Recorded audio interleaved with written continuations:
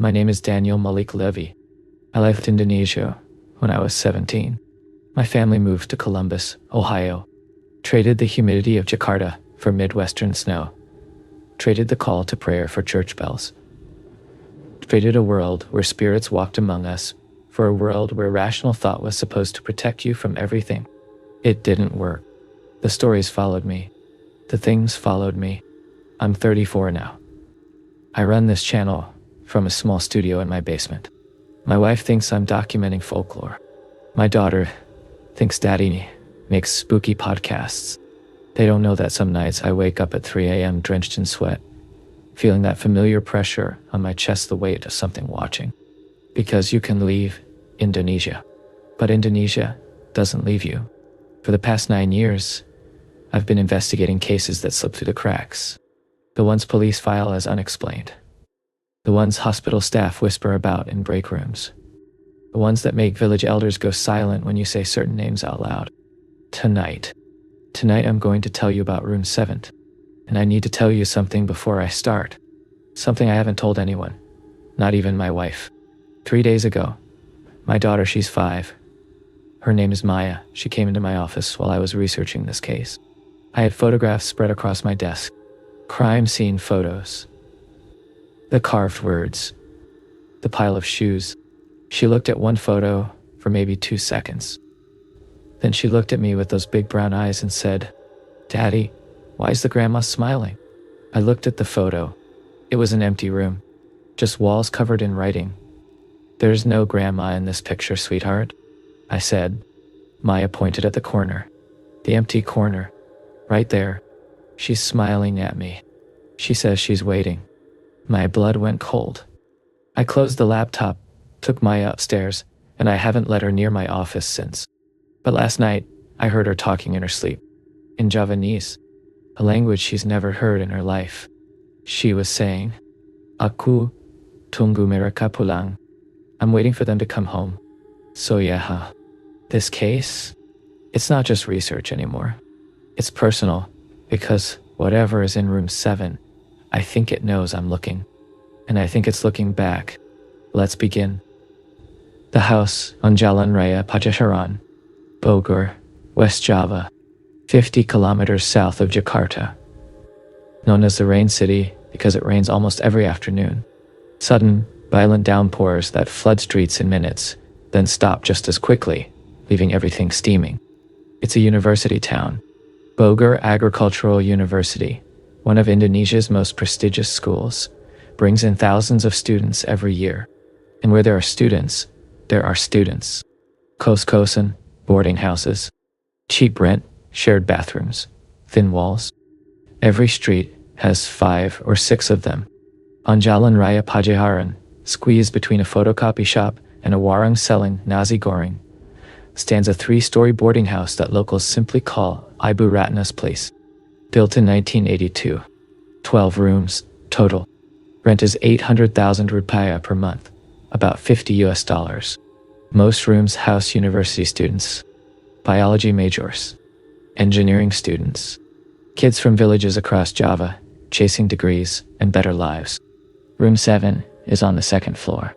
Corner room. Faces the street.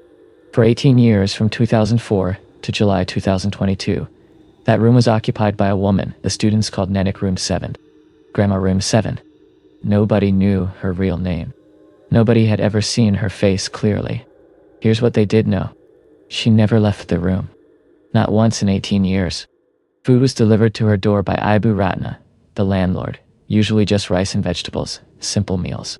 The trays were left outside. Hours later, they'd be empty, pushed back into the hallway. Rent was paid on time. Every month. Always cash. The money appeared under the door at exactly midnight on the 1st of the month. Ibu Ratna would check at 11:59 p.m. Nothing. Check again at 12:01 a.m. There it would be. Crisp bills in a white envelope. And the sounds. Every tenant who lived in rooms 6 or 8T, the rooms adjacent to room 7, reported the same thing. At 3 a.m., almost every night they'd hear children laughing. Not playing. Not joyful. The kind of laughter that sounds wrong. Hollow. Like an echo of laughter, rather than the real thing. Some students reported other sounds. Singing. A woman's voice singing old Javanese lullabies. The scrape of furniture moving. And sometimes, this detail shows up in 4 different testimonies. The sound of children crying. But here's the thing. Ibu Ratna insisted the old woman lived alone. Had always lived alone. Over the years, students complained. Asked Ibu Ratna to check on the tenant, to make her stop making noise, to at least see who was living there. Ibu Ratna refused. She'd get defensive, angry even. She pays her rent. She doesn't cause trouble. Leave her alone. When pressed further, Ibu Ratna would say something that made students uncomfortable. She was here before most of you were born. She has the right to stay. She's waiting for someone. Waiting for who? Ibu Ratna never explained. Then came July 2022. The smell. It started with the smell. A biology student named Ardi Prasetyo, living in room 8, was the first to notice. He posted about it on Reddit, username ardibogor on July 19th, 2020. Guys, the smell from room 7 is getting really bad. Like I don't know how to describe it. Sweet but also rotten. Like old flowers mixed with meat that's gone bad. It's been 3 days, and it's getting stronger. I told Ibu Ratna, but she just said it's nothing, just burn some incense. But incense doesn't help. I'm sleeping with a towel over my face. Other students confirmed it. The smell was spreading. By July 21st, the entire second floor reeked. Students were complaining to Ibu Ratna daily. She kept deflecting. I'll talk to her. She's probably just cooking something. Give it a few more days. But on July 23rd, something changed. Ardi posted again. The smell is gone. Completely gone. Like it was never there. But now there's something worse. Last night at 3 a.m. I woke up because I heard. I don't even know how to describe it. It sounded like someone dragging something heavy across the floor in room 7. Back and forth. For maybe 20 minutes. Then it stopped. And I heard a voice. An old woman's voice. She was singing. But the song. I recorded it on my phone. I'm uploading it here. Can someone please tell me what language this is? Because it doesn't sound like Indonesian or Javanese or Sundanese. It doesn't sound like any language I've ever heard. He uploaded a 47-second audio clip. I've listened to it maybe 100 times now. I've had it analyzed by linguists, by ethnomusicologists, by experts in regional Indonesian languages. Nobody can identify it. It sounds almost like Javanese. The tonal patterns are similar, but the words don't match anything in the known lexicon. It's like imagine hearing someone speak English, but every single word is one you've never heard before. Yet the grammar and rhythm are corrected. One linguist, Dr. Siti Amina, from Jakarta, told me something that made my skin crawl. It sounds like Proto-Javanese, a form of the language that would have been spoken maybe 800, 900 years ago, before the Hindu-Buddhist period, before we have written records. It's old, Daniel. So old it shouldn't exist outside of theoretical reconstruction. The singing in that recording? It's a lullaby. We think. The melody has that repetitive, soothing structure, but we can't translate the words, except for one phrase that repeats at the end, clear as day. Ayo pulang. Ayo pulang ke ibu. Come home. Come home to mother. After Ardi posted that recording, the Reddit thread exploded. 847 comments in 3 days. Half were people saying, burn the building down. The other half were people sharing their own experiences in Kos-Kosan across Indonesia. Apparently the quiet tenant who never leaves their room is more common than you'd think. But on July 26th, Ardi stopped responding. His last comment, posted at 2:47 a.m. I just heard my door handle turn. I locked it. I definitely locked it. But I heard it turn. And now I hear breathing outside my door. I'm not opening it. I'm not going to open it. He never posted again. I tried to contact him. Multiple messages, multiple platforms, nothing. I eventually found his Facebook profile. His last post was July 26th. Since then, silence. But here's what I did find. His mother posted on his wall in August, asking if anyone had heard from him. Said he'd stopped answering calls. Stopped coming home. The university reported he'd stopped attending classes. In September, someone replied to her post, "Ibu, I live in the same Kos. Ardi moved out suddenly in late July. Didn't tell anyone. Just left all his stuff and disappeared." The landlord cleaned out his room. His mother replied, "That's impossible. His things are still there. I went to check. His room is locked, but I can see his backpack through the window. He wouldn't leave without his backpack." Nobody responded after that. Ardi Prasetyo is still listed as a missing person.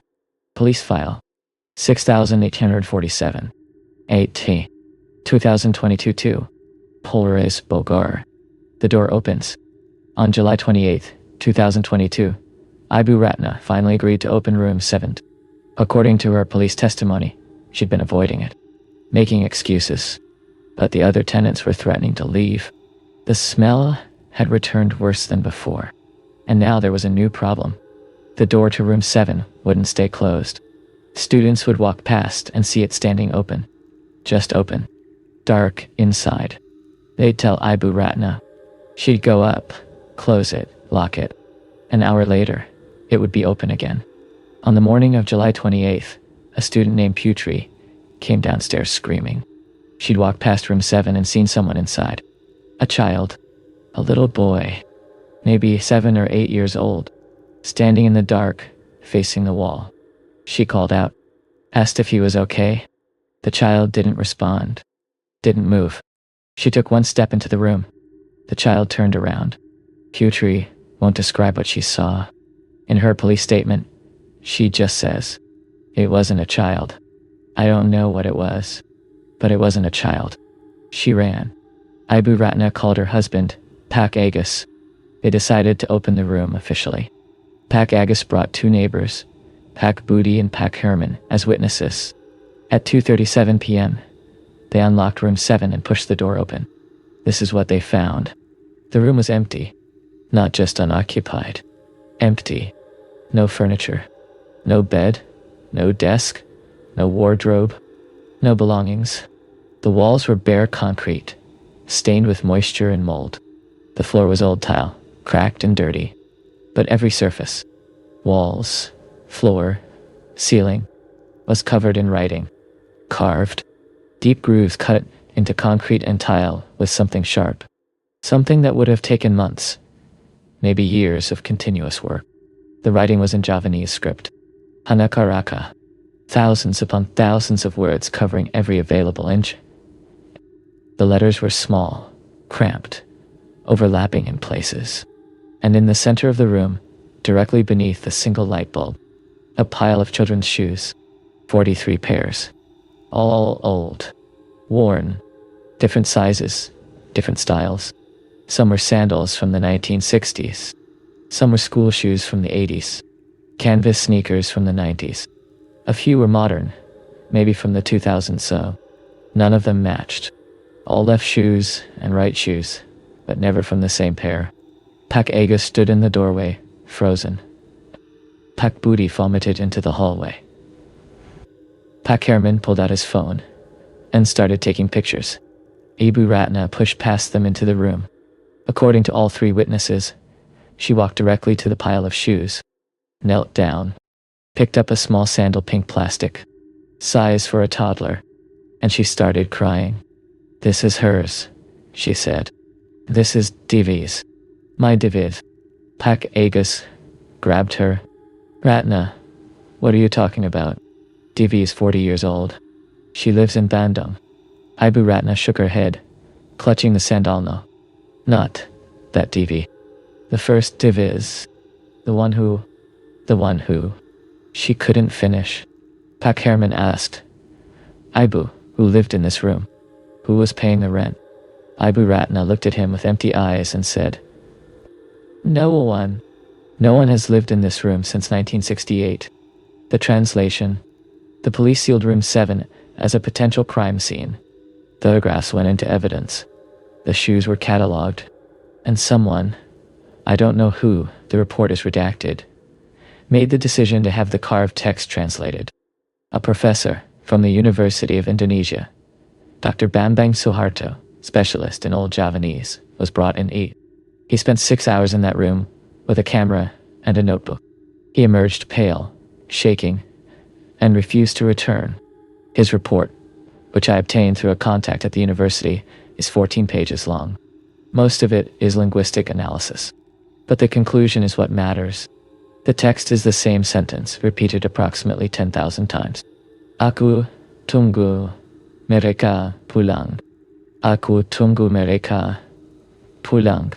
Anstomultitis ismotanition seshet. Aku tunggu mereka pulang. I'm waiting for them to come home. I'm waiting for them to come home. I'm waiting for them to come home. But carved between repetitions, in slightly larger letters, appearing maybe every 100th cycle, is another phrase. Mereka bilang, mereka mau pulang. Tapi aku tahu mereka berbohong. Mereka tidak bisa pulang. Aku simpan mereka di sini. Aku simpan mereka agar mereka tidak pergi lagi. They said they wanted to go home, but I know they were lying. They cannot go home. I keep them here. I keep them so they won't leave again. And Dr. Bambang's final note in the report says, the psychological profile suggested by this text is consistent with extreme maternal grief, possibly psychotic in nature. The phrase structure suggests the writer believed they were protecting children by preventing them from leaving. The repetition indicates obsessive behavior spanning years, possibly decades.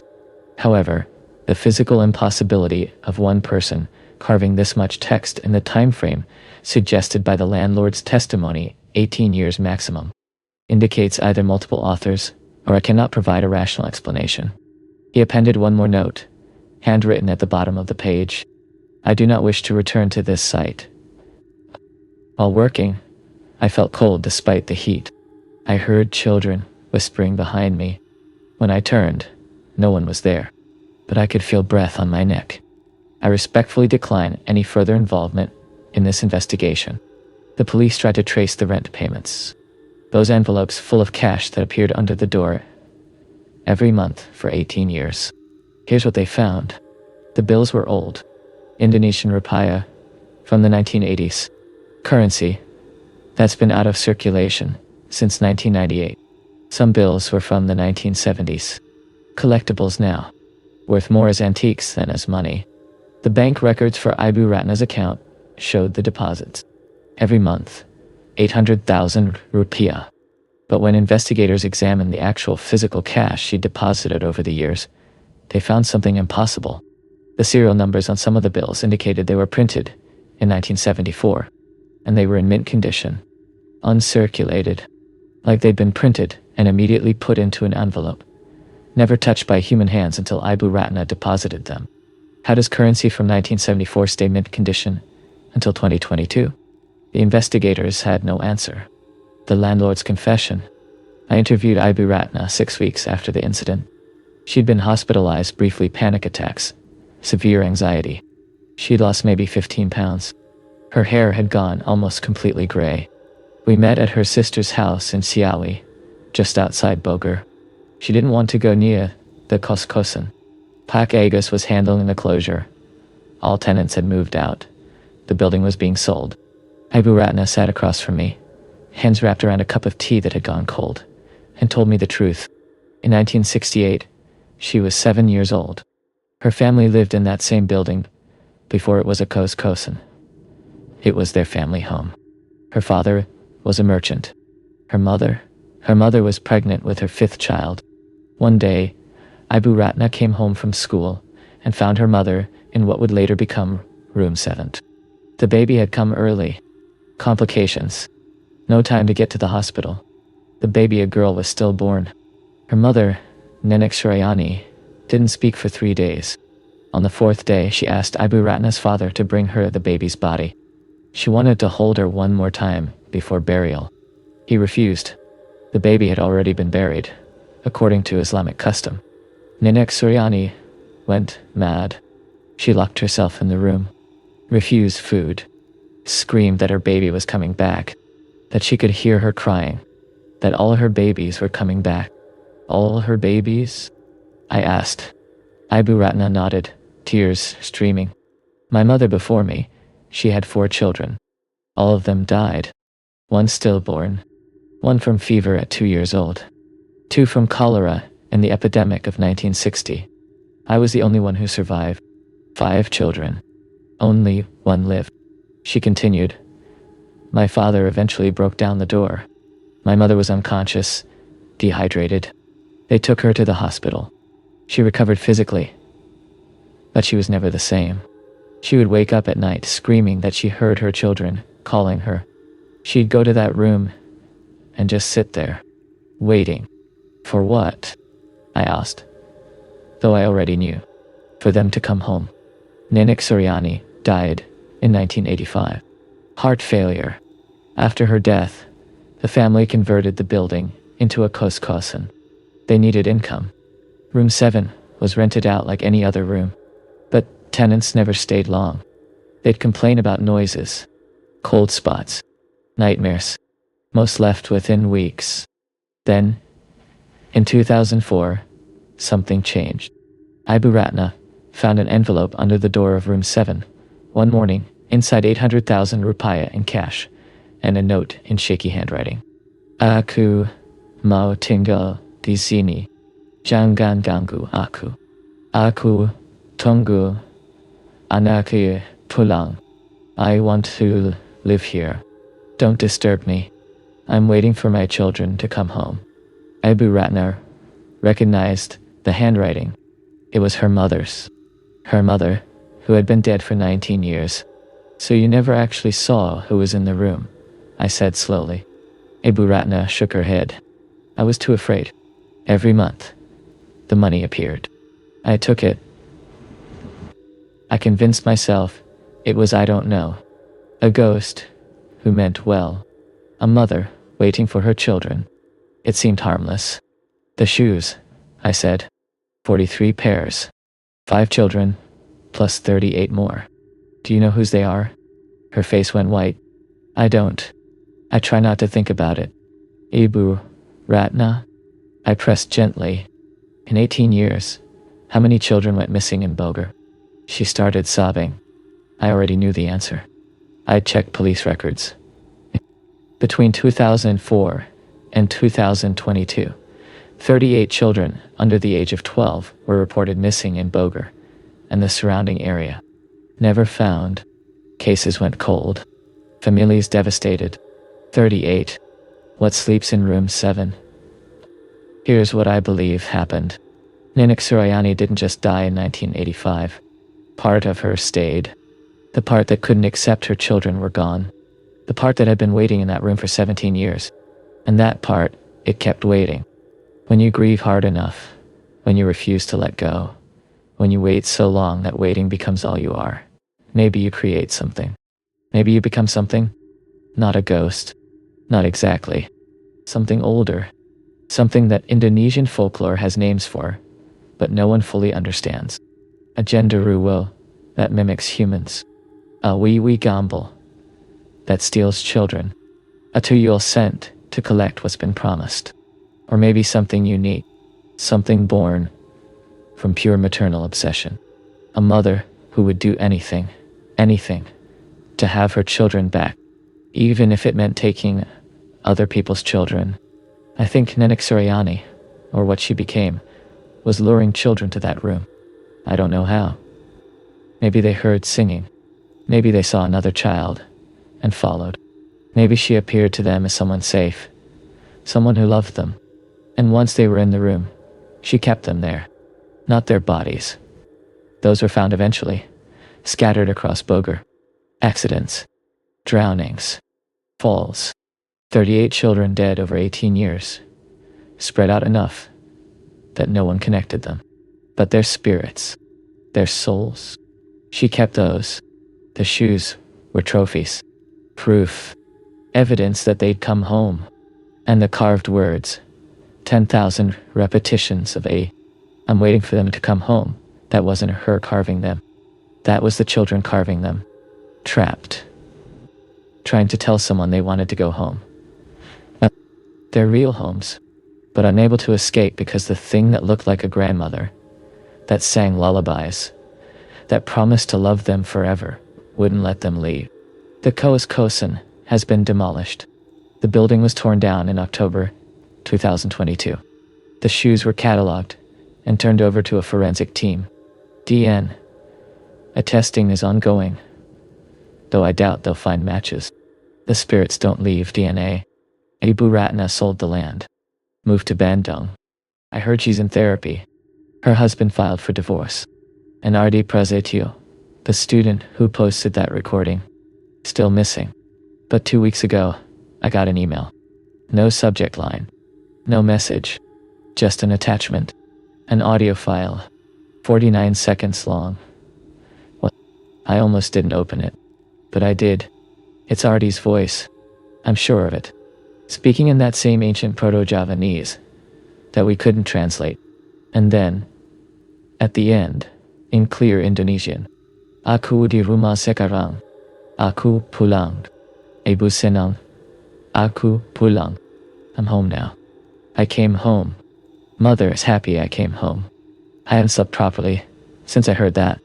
Because here's the thing that keeps me awake, staring at my ceiling in this house in Ohio, thousands of miles from Java. 2 nights ago, my daughter Maya woke up screaming. My wife and I ran to her room. She was sitting up in bed, pointing at the corner. The grandma is here, she said. She says she knows you. Daddy, she says you used to live in Bogor too. She says she's been waiting for you to come home. I never lived in Bogor, but my mother did. Before she married my father. Before she moved to Jakarta. Before I was born. She lived there from 1965 to 1970. She never talked about those years. And when I called her this morning to ask why, she was quiet for a long time. Then she said, Daniel, I had a sister, a baby sister, born in 1968. She died the same day. My mother never recovered. I try not to think about that time. Mama, I said carefully, what was your mother's name? Suryani, she said. Why? I hung up. I've been sitting here in my basement office for 6 hours. The snow outside has turned everything white and pure and clean. But I can smell it. Just faintly. That smell, Artie described. Sweet, but also rotten. Old flowers and spoiled meat. And I can hear it. Upstairs, in my daughter's room. Singing. A lullaby in a language that shouldn't exist. Ayo pulang. Ayo pulang ke ibu. Come home. Come home to mother. This is Daniel Malik Levy. If you're listening to this, it means I uploaded it. If I don't post again, just know that I tried to run. I tried to leave Indonesia behind, but she followed me. She's been waiting. And now I think it's my turn to come home.